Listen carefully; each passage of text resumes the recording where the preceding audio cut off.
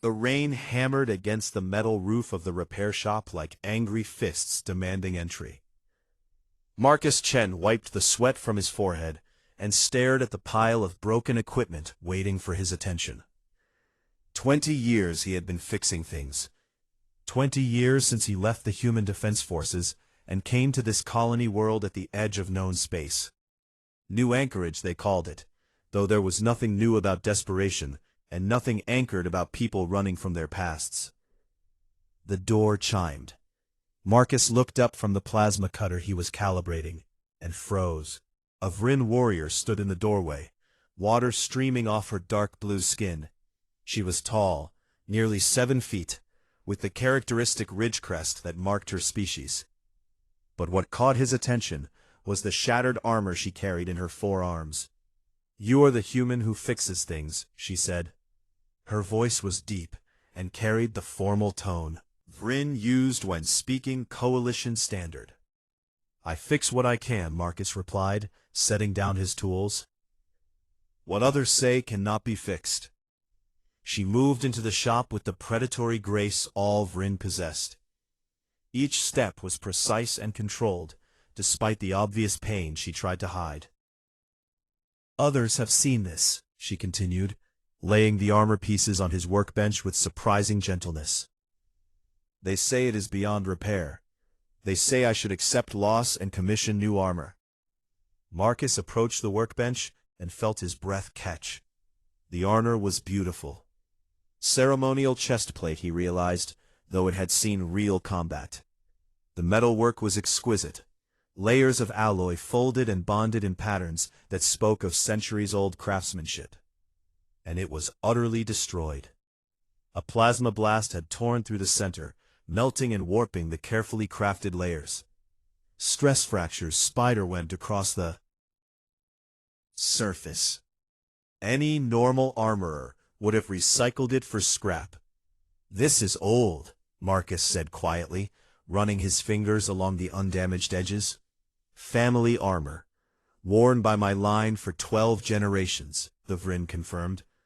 "I am Kaisha, daughter of Mortek, bearer of—" She stopped herself. "It does not matter now. The armor is broken.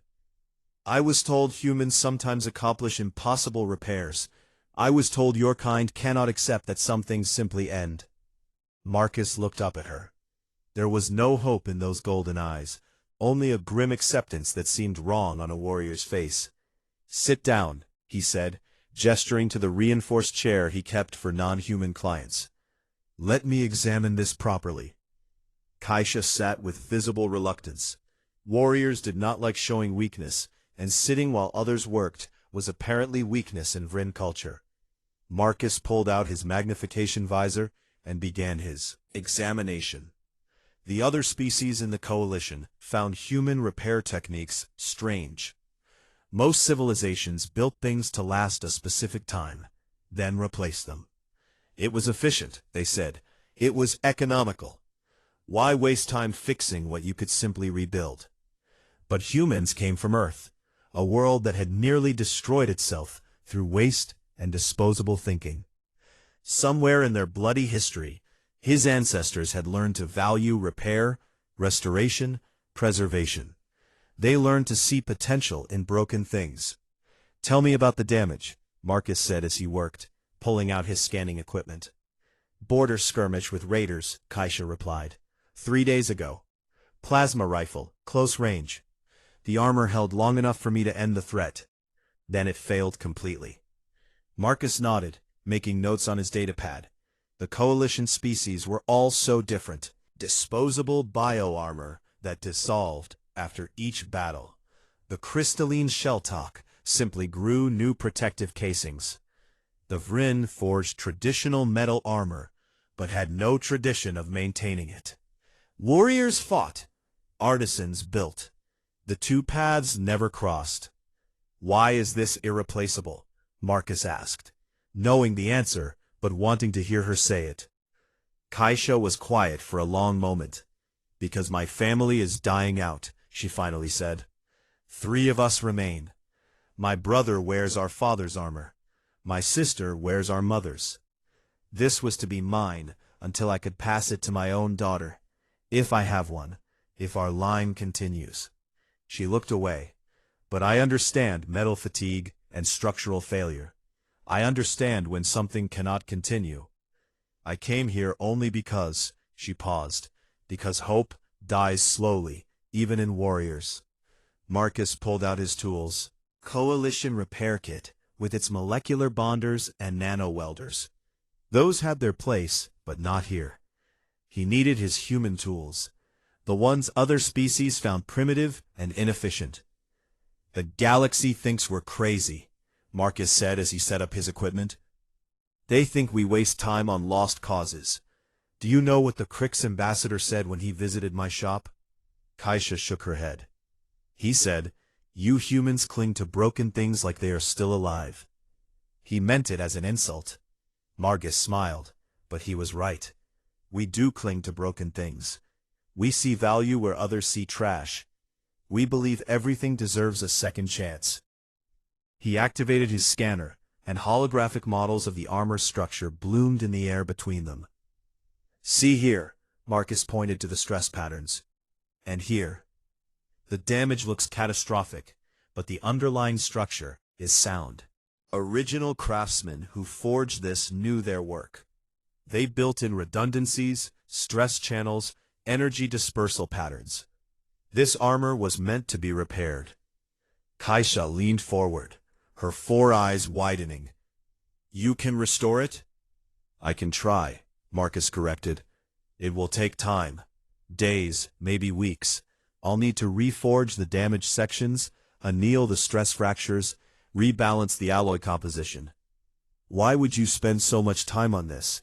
Kaisha asked. The cost alone. I'll charge you for materials and a fair wage, Marcus interrupted. But I'm not doing this for profit. I'm doing this because someone 12 generations ago poured their skill and soul into creating something meant to last. And because you deserve to carry your family's legacy. He began sorting through his metal stock, pulling out ingots and checking their composition. In the human defense forces, I was a combat engineer. Marcus said, my job was keeping things running when they should have failed. Ships that should have exploded, weapons that should have jammed, armor that should have crumbled. I learned that should have doesn't mean anything. Everything can be fixed if you care enough to try. Kaisha watched him work with an intensity that would have made most beings uncomfortable. But Marcus had spent too many years in too many battles to be bothered by a warrior's stare. You speak of caring, Kaisha said slowly, as if objects have feelings, as if metal and alloy can appreciate preservation. Marcus looked up from his work. Maybe they can't, he admitted. But the people who made them cared. The people who wore them cared. Your ancestors who carried this armor into battle cared. That caring doesn't just disappear when something breaks. It stays in the metal, in the design, in every fold. And, weld. My job is to honor that caring. He picked up the largest piece of the shattered chest plate. This is going to take precision work, Marcus said. I'll need you here for fittings and adjustments. Can you spare the time?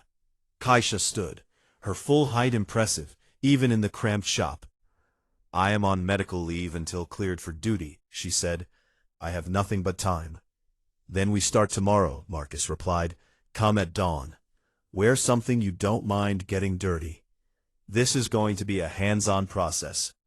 As Kaisha gathered the armor pieces to leave, she paused at the door. Human, she said. Yes. Thank you for not laughing at hope. Marcus smiled. Hope is the only thing worth clinging to. Dawn came cold and gray over New Anchorage. Kaisha arrived at the repair shop precisely on time, wearing a simple work harness instead of her usual ceremonial robes. Marcus was already at his forge, heating metal to precise temperatures. You're early, Kaisha observed. Couldn't sleep, Marcus admitted. Been thinking about the approach all night. Your armor is going to need a combination of techniques. Some human, some adapted from Vrin metallurgy, some completely new. He gestured to his workbench, where he had laid out the armor pieces in careful order. Beside them were diagrams, metallurgical analyses, and what looked like hand-drawn sketches. "I've never seen such detailed preparation for a repair," Kaisha said, moving closer to examine his work. "In Vryn culture, we forge new or we discard. There is no middle ground." Marcus pulled a piece of glowing metal from his forge using tongs. "Because your culture values the warrior, not the weapon," he said. "Nothing wrong with that, but it creates a blind spot," he continued. "You forget that weapons and armor are tools," he emphasized, "and tools deserve respect." He placed the metal on his anvil and began hammering with precise, measured strikes. Kaisha watched, fascinated by the rhythm. Each strike rang out like a bell, purposeful and controlled. "Why do you use such primitive methods?" she asked. "The Coalition has molecular bonders that could fuse metal in seconds." "Because molecular bonders don't understand the metal," Marcus replied between strikes. "They just smash atoms together and hope for the best." "This way, I can feel the metal responding," he explained. "I can sense where it wants to flex, where it wants to hold firm. The metal tells me what it needs." Kaisha tilted her head, a Vryn gesture of confusion. "Metal does not speak. Not in words," Marcus agreed, "but in vibrations, in heat distribution, in how it responds to stress. Watch." He held up the piece he had been working and tapped it with a small hammer. A clear, pure note rang out. "Hear that? That's the sound of properly annealed metal. Now listen to this." He tapped one of the damaged pieces from her armor. The sound was dull, discordant. "That's metal under stress, with internal fractures disturbing the crystal structure. My job is to make every piece sing like the first one." Hours passed. Marcus worked with an intensity that reminded Kaisha of warriors in deep meditation before battle. He heated, hammered, cooled, and tested. Each piece was measured dozens of times. Each weld was inspected under multiple spectrums of light. "You are more thorough than our master smiths," Kaisha commented as she watched him work on a particularly delicate section. "And they spend years perfecting their craft." "Different philosophies," Marcus said, adjusting his magnification visor. "Your smiths create perfection from raw materials. I restore perfection that already existed. Harder in some ways," Marcus continued, "but the rewards are in the details. Easier in others. I have a template to work from. I know what it should be." He paused and looked up at her. "Come here," he said. "I need you to put on the backplate so I can check the articulation points." Kaisha approached and allowed Marcus to help her into the partial armor. His hands were steady and professional as he adjusted straps and tested movement points. "Lift your upper right arm," he instructed. She complied. "Now the lower left. Good. Rotate at the waist." As she moved through the positions, Marcus made notes and small adjustments. "The original armorer who made this understood Vryn physiology perfectly," he said. "See how the plates overlap here? That's to allow for your species' greater flexibility in the shoulder joints. And these channels along the sides? They're not just decorative. They disperse impact force across the entire surface." Kaisha looked down at the armor with new appreciation. "I have worn this for 10 years and never understood its design," she said. "That's because you were taught to use it, not maintain it," Marcus said. "No criticism intended. Every culture has different priorities. Humans just happen to evolve on a world where nothing came easy and everything had to last."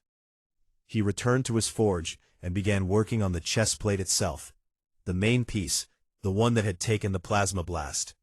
This was the heart of the armor, both literally and symbolically. "This is going to be delicate," Marcus said. "I need to rebuild the damaged section while maintaining the original fold pattern. If I get it wrong, the armor will be weaker than before." "Can you do it?" Kaisha asked. Marcus smiled. "Ask me again in a few hours." The painstaking process of cutting away the damaged metal. Each cut was measured and deliberate. Nothing was wasted. The pieces he removed were sorted for potential reuse. Humans have a saying, Marcus said as he worked. Waste not, want not. It means if you don't waste resources, you won't lack for them. Every scrap of metal here has potential. Even the pieces too damaged to reforge can be melted down and reused. Kaisha settled into a sitting position, her forearms folded in a posture of attentive waiting. Tell me about Earth, she said. I have met few humans and know little of your homeworld. Marcus continued working as he spoke. Earth is a beautiful, terrible place, he said. We nearly destroyed it through carelessness and greed. Burned through resources like they were infinite. Polluted air and water, drove species to extinction. By the time we reached the stars, we had learned some hard lessons. What lessons? Kaisha prompted. That nothing is infinite, Marcus replied. That everything precious must be preserved. That the easy path often leads to disaster. We learned to repair instead of replace, to maintain instead of discard, to value the old along with the new. He held up a piece of newly forged metal, examining it critically in the light. The coalition species find us frustrating, he continued. They say we're inefficient, that we cling to outdated methods, but they come to us when their efficient solutions fail, because we're the ones who remember how to make things last. Kaisha watched as he began the intricate process of welding the new piece into place. His hands were steady, despite the precision required. Sweat beaded on his forehead from the heat of the forge. You work like a warrior in battle, she observed, focused, unaware of discomfort. This is my battlefield, Marcus said. Every repair is a fight against entropy, against decay, against the universe's tendency toward chaos. I might not carry a plasma rifle, but I'm still fighting. The welding torch flared bright blue as he worked. The smell of hot metal filled the shop. Outside, New Anchorage was waking up. The sounds of colony life filtered through the walls. But inside the shop, there was only the work, only the careful, patient process of restoration. I begin to understand, Kaisha said softly, why humans are valued in the coalition. Not for your combat prowess, though you have that. Not for your technology, though you innovate constantly. But for your refusal to accept endings. Marcus paused in his work and looked at her. We've seen too many endings, he said. Species extinct, civilizations fallen, worlds burned. Sometimes an ending is inevitable. But sometimes, he gestured to the armor, sometimes things can be saved if someone cares enough to try. He returned to the welding, his movements sure and practiced. The galaxy runs on replacement, Marcus continued. Ships designed to last exactly 50 years, then scrapped. Weapons built for 10,000 shots, then recycled. Armor rated for a certain number of impacts, then discarded. Efficient, maybe. But it creates a culture where nothing has history, where nothing carries memory, where everything is temporary. Kaisha stood and moved closer, watching the welding process with intense interest. And humans reject this. Completely, Marcus confirmed. We believe objects can carry meaning beyond their function. This armor has protected 12 generations of your family. It's not just metal and alloy. Your ancestors, a promise to your descendants. That's worth preserving. He finished the weld and inspected it carefully under magnification. Satisfied, he nodded and moved to the next section. In the Defense Forces, we had a ship, Marcus said. The Perseverance. She was old, outdated by 3 generations of technology. Command wanted to scrap her a dozen times, but we kept her running, replaced parts that should have been irreplaceable, jury-rigged systems that should have failed. She saved our lives more times than I can count. Not because she was the best ship, but because we knew every rivet, every circuit, every quirk. We had a relationship with that ship. You cannot have a relationship with something disposable. Kaisha leaned closer, her breathing slow and steady. She watched Marcus work with the same intensity she brought to studying combat techniques. Go on, human. Quietly. Don't stop. I want to understand this philosophy, this religion of repair. Marcus smiled and continued his work. Outside, the sun climbed higher in the alien sky, but time had ceased to matter in the small repair shop, where a human fought entropy, and a Vryn warrior learned that some battles were won with patience, not plasma fire. 3 weeks had passed since Kaisha first entered Marcus's shop. The armor was taking shape, slowly and carefully, like a sculpture emerging from stone. But something else was taking shape too. A friendship neither of them had expected. Tell me about Vryn death rites, Marcus said one afternoon as he carefully polished a section of restored plating. Kaisha looked up from the technical manual she had been studying. Marcus had given her human engineering text to read, insisting she should understand the principles behind his work. That is an unusual question, she replied. Most species avoid discussing death customs. Most species haven't spent 3 weeks working inches away from a Vryn warrior, Marcus countered with a slight smile. I've noticed you wear 3 memorial bands on your left arms. I want to understand what they mean. Kaisha touched the thin metal bands wrapped around her upper left forearm. In Vryn culture, we do not fear death, she said. We embrace it as the natural end of a warrior's path. These bands represent fallen comrades. Silver for those who died gloriously in battle. Bronze for those who fell protecting others. Iron for those who survived combat but fell to age or illness. She paused, her expression growing distant. That last category carries shame among my people. To grow old is to admit you are never worthy of a warrior's death. Marcus stopped polishing and set down his tools. That seems harsh. It is our way, Kaisha said simply. Warriors fight until we fall. Our armor is not meant to last because we are not meant to last. We burn bright and fierce, then we are gone. What about smiths? Marcus asked. Artisans? Teachers? Surely not everyone fights. They serve the warriors, Kaisha explained. They enable our glory, but they do not share it. A smith who forges 1,000 blades is respected, yes, but they will never know the honor of falling in battle. Marcus returned to his work, but his mind was clearly troubled. On Earth, we have many kinds of warriors, he said. Soldiers who fight, yes, but also doctors who battle disease, engineers who fight entropy, teachers who combat ignorance. We learned that war takes many forms, and that surviving is often braver than dying. Kaisha considered this. Over the past weeks, she had found herself questioning things she had always accepted as truth. Watching Marcus work with such dedication on an object most would have discarded had shaken her worldview. Your people sound very different from mine, she said. Not different, Marcus corrected, just shaped by different challenges. The Vryn are famous warriors because your homeworld bred warriors. Humans are famous tinkerers because Earth demanded we learn to make things last.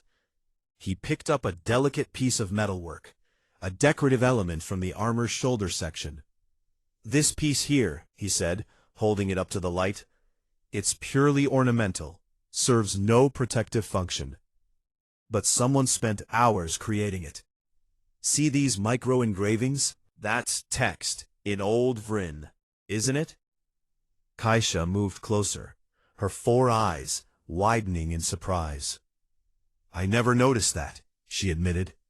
It's a prayer to the Battle Mother, asking for strength in combat and wisdom in death. Every piece of ceremonial armor carries such prayers, but they're usually invisible to casual observation. How did you find it? Because I look at everything, Marcus said. When you're trying to repair something, you need to understand every detail. This prayer is part of what makes this armor special. It's not just metal, it's faith, history, and hope, all forged together. He handed her the piece. Your ancestor who made this didn't just create armor, he said. They created a legacy. They poured their beliefs and their love into every fold of metal. That's what I'm trying to preserve. Kaisha held the delicate piece carefully, reading the prayer she had carried into battle 100 times without knowing it existed. Something shifted in her chest. An unfamiliar emotion. Not quite sadness, not quite joy. Humans make me feel strange things, she said quietly. You find meaning in places we do not think to look. We're good at that, Marcus agreed. It comes from being a young species in an old galaxy. We don't have the Vrin's warrior traditions, or the Krix's genetic memory, or the Sheltock's crystalline consciousness. All we have is our stubbornness and our tendency to care too much about everything. He began the careful process of reattaching the ornamental piece to the restored shoulder plate. The Coalition thinks we're inefficient, he continued, and by their metrics we are. A Krix worker can build 10 suits of bio-armor in the time it takes me to repair one. But that Krix worker will never know the satisfaction of bringing something back from the edge of destruction. Never form a connection with their work, because their work is disposable. Days continued to pass. The armor slowly came together like a complex puzzle. Marcus taught Kaisha the basics of metallurgy, stress analysis, and thermal dynamics. She taught him about Vrin combat philosophy, the cultural significance of armor patterns, and the history of her family line.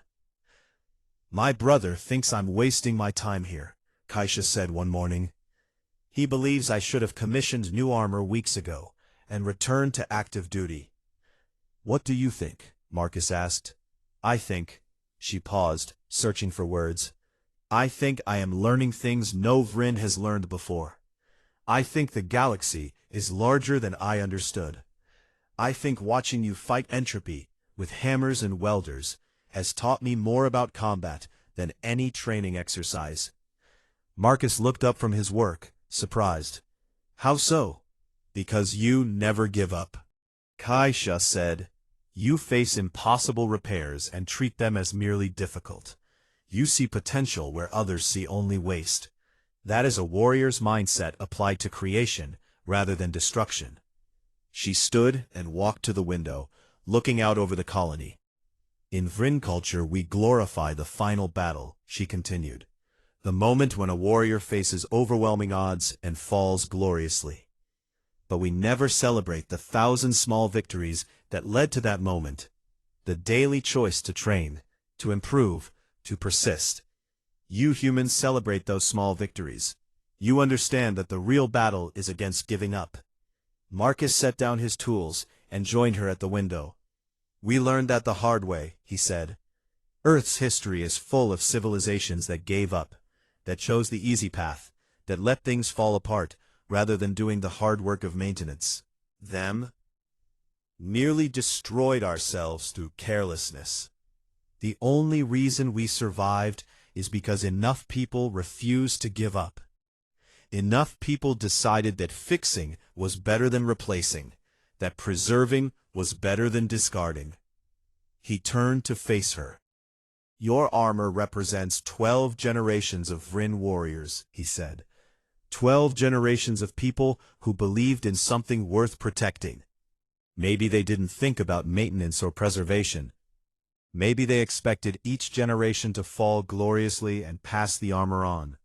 But they still passed it on. They still believed it was worth continuing.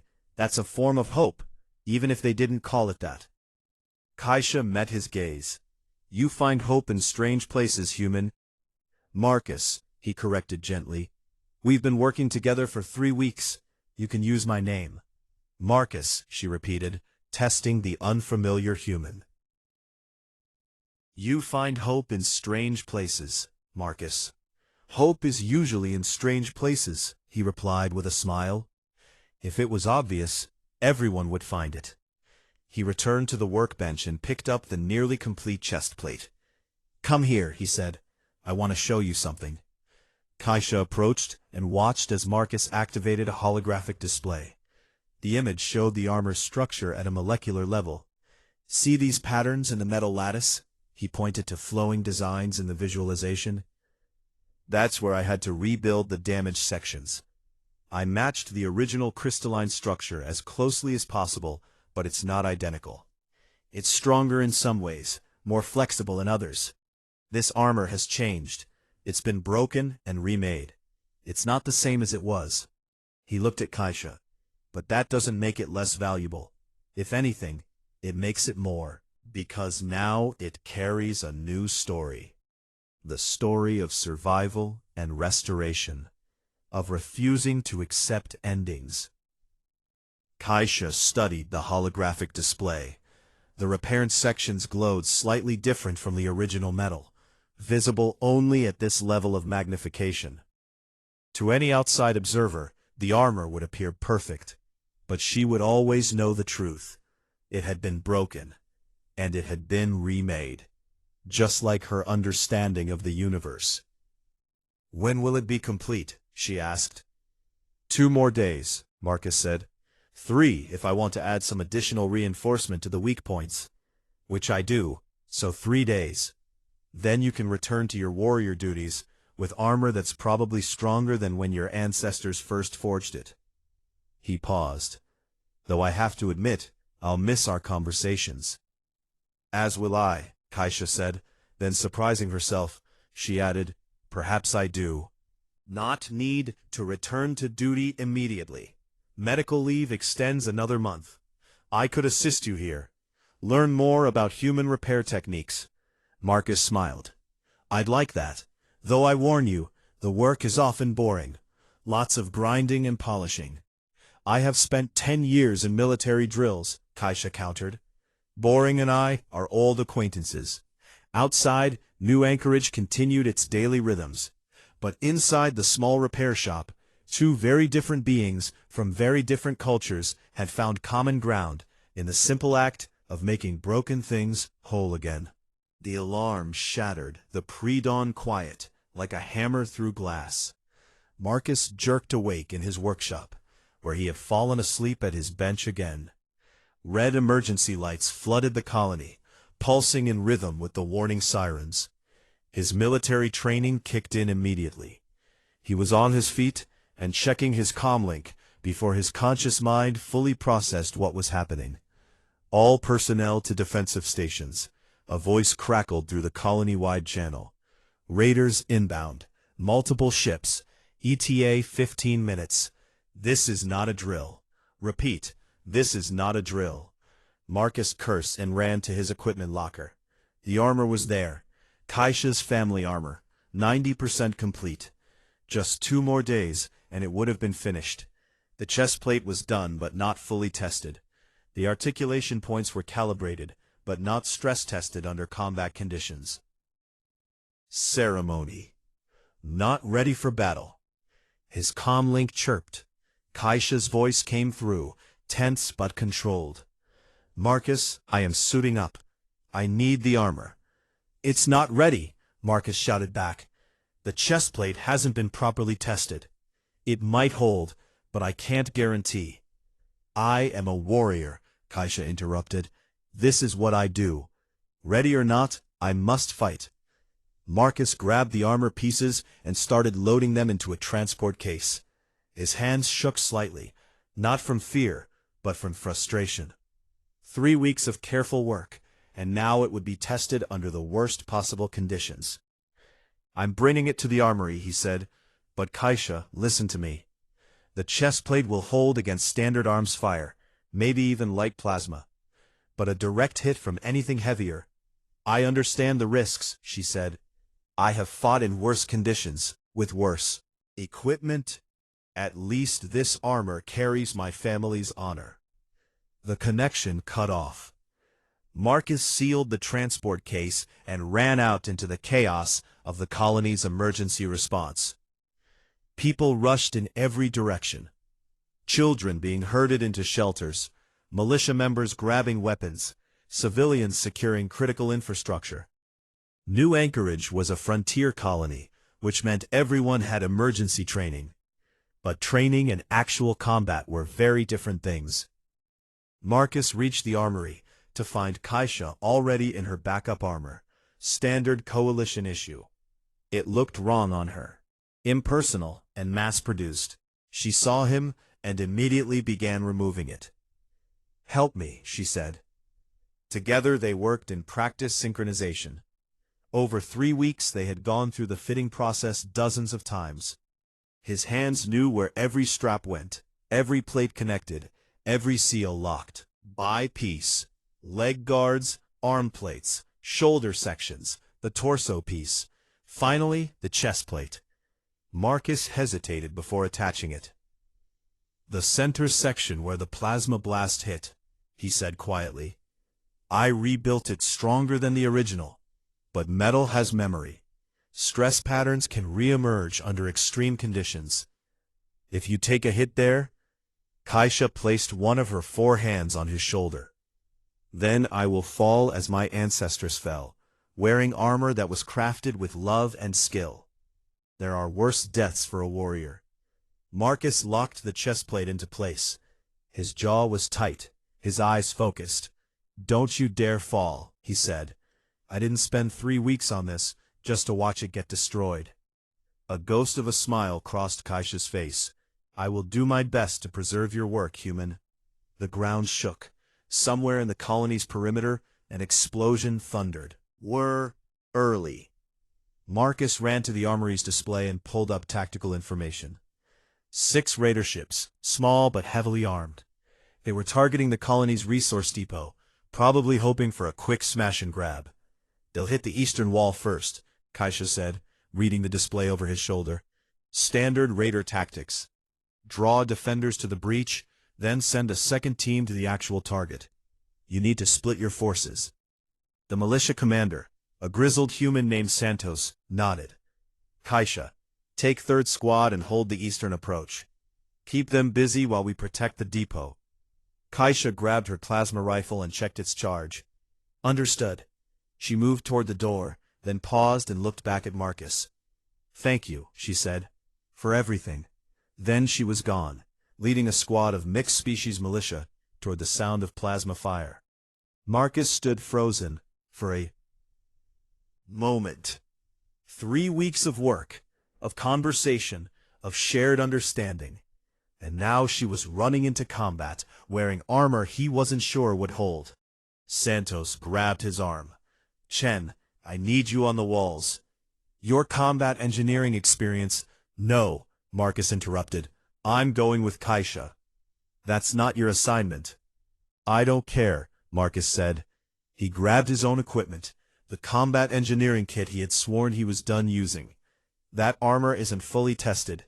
If it fails, I need to be there to field repair it." Santos started to argue, then saw the look in Marcus's eyes. "Fine," he said, "but stay behind the line. You're a civilian now." "Today I'm not," Marcus replied. He ran after Kaisha's squad. The eastern approach was a nightmare of fire and smoke. Raiders had breached the wall with shaped charges and were pouring through. 3rd Squad had taken position behind. Defensive barriers, trading fire with the attackers. Kaisha was in the center, her 4 arms wielding her rifle with deadly precision. Marcus skidded to a halt behind cover and watched. Her armor was performing beautifully. She moved like water, the plates flowing with her movements exactly as they were designed to. Each shot she fired was calculated. Each position she took maximized her cover while minimizing exposure. She was magnificent. Then a raider got lucky. Plasma bolt, heavy caliber, straight to the chest plate. The impact sent Kaisha stumbling backward. For a heart-stopping moment, Marcus thought the armor had failed. Then Kaisha straightened and returned fire, dropping the raider who had shot her. But Marcus's trained eye saw the problem immediately. The chest plate had held, but barely. Stress fractures were spreading from the impact point. One more hit like that, and it would shatter. He keyed his comlink. Kaisha, your chest plate is compromised. Fall back and let me repair it. Cannot fall back, she replied, her voice strained. If we give ground, they'll flank the depot defenses. Another explosion rocked the area. More raiders were coming through the breach. The situation was deteriorating rapidly. Marcus made a decision that any sane person would have called suicidal. He grabbed his engineering kit and ran forward into active combat. Plasma bolts sizzled past him. One missed his head by inches. But he had spent 10 years as a combat engineer. He knew how to move in a battlefield. He reached Kaisha's position and slid behind her defensive barrier. "Marcus, what are you doing?" she shouted over the sound of weapons fire. "Saving 3 weeks of work," he replied. He pulled out his portable welder and a patch plate from his kit. "Fighting. I'll work around you." "This is insane." "Completely," Marcus agreed. "Now hold still as much as you can." He went to work. It was nothing like the careful, methodical repairs in his shop. This was crude, battlefield engineering, all speed and improvisation. He welded support struts across the stress fractures, added a patch plate over the weakest section, reinforced the edges with quick bonding alloy, all while plasma bolts flew overhead and explosions shook the ground. Kaisha kept firing, kept calling orders to her squad, kept holding the line. But she also held as still as she could whenever Marcus needed to weld. Trust. That's what this was. She trusted him with her life, literally. And he trusted her to keep them both alive while he worked. "Done," Marcus shouted after what felt like hours, but was probably only minutes. "It's not pretty, but it'll hold," Kaisha said. Then she did something that surprised him. She handed him a sidearm from her belt. "If you're going to be in combat, you should be armed." Marcus took the weapon. It had been 2 years since he held a gun. He had hoped never to hold one again. But today, hope was secondary to survival. He checked the charge and nodded. "Let's end this." The battle raged on. Third Squad held their position with grim determination. Marcus fired when he had clear shots, conserved ammunition otherwise. His combat engineering training came flooding back. Read the battlefield. Anticipate enemy movements. Support your squad. Stay alive. Kaisha fought like a force of nature. The repaired armor held. Every impact, every near miss, every moment of stress, the armor endured, and so did they. Finally, after what felt like an eternity, the raiders began to fall back. Combined defense had proven too strong. The cost of attacking outweighed the potential gain. Santos's voice crackled over the comm. "Enemy withdrawing. All units maintain defensive positions. Do not pursue." The shooting gradually died down. Silence fell over the battlefield, broken only by the groans of the wounded and the crackle of fires. Marcus sat down heavily against the barrier, exhausted. Kaisha remained standing, scanning for threats, old habits. "Is it over?" Marcus asked. "For now," Kaisha replied. She looked down at her chest plate, now bearing additional scars from battle and crude repair. "Your fieldwork is ugly," she said. Marcus laughed, a slightly hysterical sound. "You're welcome." She extended a hand and helped him to his feet. "Marcus Chen," she said formally, "you ran into active combat to repair armor. You risked your life to preserve metal and alloy. I do not understand humans, but I am grateful for them." "Just don't tell anyone," Marcus said. "I have a reputation as a sensible civilian to maintain." Around them, the colony began the grim work of assessing damage and treating wounded. But in that moment, behind a defensive barrier on the eastern approach, a human and a Vryn stood together. Survivors, warriors in their own ways, and friends. 3 months had passed since the raider attack. Marcus's repair shop looked different now. Larger, for one thing. The Colony Council had approved an expansion after word spread about what happened during the battle. But the real difference was the second workbench, where Kaisha sat carefully polishing a piece of armor that belonged to a young Vryn officer. "Too much pressure," Marcus said, without looking up from his own work. "You'll create micro-scratches in the finish." Kaisha adjusted her grip and lightened her touch. "Better?" "Better," Marcus confirmed. "Remember, polishing is about patience, not force. Let the compound do the work." The shop had become something unexpected over the past months. A bridge between cultures. A place where coalition species came not just for repairs, but for understanding.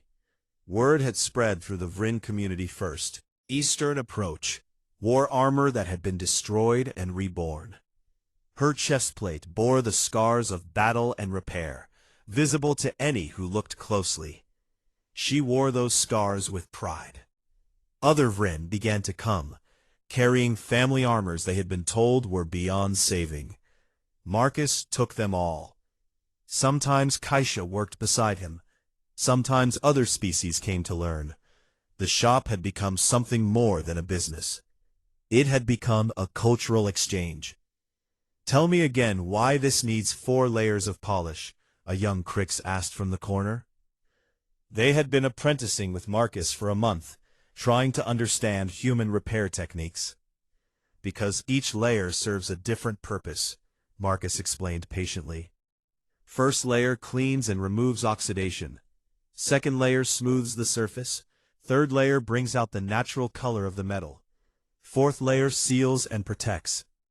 My people simply grow new bio-armor when the old wears out," the Crix said. "It seems inefficient to maintain like this." "Different approaches for different philosophies," Kaisha said. She had adopted many of Marcus's phrases over the months. "Your people value efficiency and rapid adaptation. Humans value preservation and continuity. Neither is wrong, merely different." The Crix tilted their head, mandibles clicking thoughtfully. "But you are Vryn, not human. Why do you follow human methods?" Kaisha set down her polishing cloth and stood. She walked to a mirror Marcus had installed and turned, examining her armor from all angles. The chestplate gleamed in the workshop lights. The original craftsmanship was still visible, but so were the repairs, the battle scars, the evidence of survival. "Because I learned something humans understand instinctively," she said. "That broken does not mean worthless. Survival can be as honorable as sacrifice. That some things are worth preserving." The shop door chimed. A Shelltalk merchant entered, carrying what looked like a family heirloom made of crystalline structures. "I was told," the merchant said in their singing voice, "that this is where impossible repairs happen." Marcus looked up and smiled. "We prefer to think of them as merely improbable. Show me what you have." As Marcus began examining the crystalline object, Kaisha returned to her work. This had become their rhythm. Marcus handled the initial consultations and complex repairs. Kaisha managed the simpler maintenance, and taught basic techniques to those who wanted to learn. The Crix apprentice watched everything with fascination. Outside, New Anchorage continued to grow. The colony had received reinforcements after the raider attack. More families, more businesses, more diversity. The coalition was growing stronger, investing in frontier worlds, recognizing their strategic importance. But inside the repair shop, the focus remained on the small, careful work of restoration. "I received a message from my brother," Kaisha said during a break. "He wants to visit, to see what I have been doing here." Marcus raised an eyebrow. "The one who thought you were wasting your time?" "The same," Kaisha confirmed. "He has heard stories about the human who repairs the irreparable, about the Vryn warrior who chose preservation over glory. He is curious, though he would never admit it." "What did you tell him?" "To come and see for himself," Kaisha said. "I think it is time my family understood what I have learned here." She paused, her expression thoughtful. "Marcus, do you ever regret leaving the Defense Forces?" Marcus set down his tools and considered the question. Sometimes, he admitted, hear about battles or see the news from contested zones. I think about the skills I could contribute, the lives I might save. But then I look around this shop, and I realize I am saving things, just in a different way. He gestured to the various items in different stages of repair. Every object here represents someone's history, their connection to the past, their hope for the future. That's worth fighting for, too. Kaisha nodded slowly. I have been thinking about my own future, she said. Medical leave ends next week. I must decide whether to return to active military duty or, she trailed off. Or, Marcus prompted, or request permanent assignment to New Anchorage as a cultural liaison and military advisor, she finished. I could continue my work here while still serving the Coalition, just in a different capacity. Marcus felt a smile spreading across his face. Great idea. And entirely selfish of me, because it means you'll keep helping in the shop. Selfish, but honest, Kaisha replied. I have learned to appreciate human honesty. My people often hide behind formal speech and tradition. You humans simply say what you think. Not always a good thing, Marcus pointed out, but generally better than the alternative. The shell-talk merchant had been listening to their exchange with interest. Forgive my intrusion, they sang, but I find this relationship fascinating. Your species are so different, yet you work together with such synchronization. How did this occur? Marcus and Kaisha exchanged glances. I needed something repaired, Kaisha said, and I refused to accept that it was beyond repair, Marcus added. So we found common ground in the space between impossible and improbable. The merchant's crystalline structure chimed with what might have been laughter. A very human philosophy. And apparently, Kaisha said, a contagious one. Days turned into weeks. The shop's reputation continued to grow. Marcus found himself training not just the Crick's apprentice, but others as well. A young human who wanted to learn traditional metalworking. A vrinsmith who was curious about preservation techniques. Even a coalition engineer who specialized in starship repair, but wanted to understand human maintenance philosophy. You're building something here, Santos told Marcus one evening. The militia commander had become a regular visitor, often bringing damaged equipment that needed attention. Something bigger than a repair shop. What do you mean? Marcus asked. You're changing how people think about objects, about value, about what deserves to be saved, Santos explained. Half the Vrin warriors on this colony now maintain their own armor. That never happened before. They're starting to see their equipment as partners, not just tools. Marcus shrugged. I'm just fixing things. You're fixing more than armor and weapons, Santos said. You're fixing the disconnect between species. You're showing everyone that different philosophies can work together. The Coalition needs more of that. After Santos left, Marcus stood in his shop and looked around. The Crick's apprentice was carefully practicing weld techniques on scrap metal. Kaisha was instructing a young Vrin in the basics of stress analysis. The walls were lined with completed repairs, each one a small victory against entropy. Maybe Santos was right. Maybe this was bigger than just fixing broken things. Or maybe fixing broken things was always bigger than people realized. Kaisha approached him, holding something wrapped in cloth. I have something for you, she said. She unwrapped the cloth to reveal a piece of armor. Not Vrin work, but human. Old, battered, but expertly crafted. This was taken from a battlefield 3 years ago, Kaisha explained. Human Defense Forces, from the action at Meridian Station.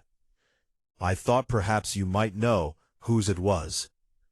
Marcus took the armor piece and examined it closely. His breath caught. He knew this design, had seen it 1,000 times. This is from the Perseverance, he said quietly. My old ship. The one they finally decommissioned after we left. He ran his fingers over the familiar welds and repair marks. I thought all of her was scrapped. Apparently not, Kaisha said gently. I spent 2 months tracking this down through salvage networks. I thought you should have it. A piece of your own history, preserved. Marcus looked at her, surprised by the emotion welling up in his chest. Managed. You taught me that broken things can be restored, Kaisha said. But also that some scars should be kept. That they tell important stories. This piece carries your story. It deserves to be preserved. Marcus carefully set the armor piece on a shelf where he could see it from his workbench. A reminder of where he came from. A connection to his past. A promise to the future. I was thinking, Kaisha said, that we should make this official. Make what official? This partnership, she gestured around the shop. You teach me human techniques, I teach others Vryn philosophy. Together we bridge 2 cultures. We should have a name for what we do. Marcus considered this. What do you suggest? The Preservation Initiative, Kaisha said. A formal cultural exchange program between human and Vryn traditions, but open to all species who want to learn. Could expand, train others, spread this philosophy across the coalition. Marcus felt a spark of excitement. We'd need funding, official recognition, probably 100 permits. I have already begun the paperwork, Kaisha interrupted. I am a warrior, Marcus. When I commit to a battle, I plan thoroughly. He laughed. Of course you have. When do we start? We already have, Kaisha said. The moment you agreed to repair my armor, the moment you taught me that preservation is a form of combat, the moment we both chose to fight for what can be saved instead of mourning what was lost. Outside, the sun was setting over New Anchorage. The colony's lights began to glow against the darkening sky. Inside the repair shop, a human and a Vryn stood together, planning their next battle. Not against raiders or external threats, but against waste, against disposal, against the idea that broken meant worthless. It was a very human fight, but Kaisha had learned that sometimes the most human qualities were the ones worth adopting. And in a galaxy full of species with different strengths and philosophers, maybe the greatest strength was learning from each other, preserving not just objects, but ideas. Not just armor, but hope. Marcus returned to his workbench and picked up his tools. There was always more work to do, more things to repair, more connections to forge, more bridges to build. But for the first time since leaving the Defense Forces, he felt like he was exactly where he belonged, fighting the only war that really mattered, the war against giving up.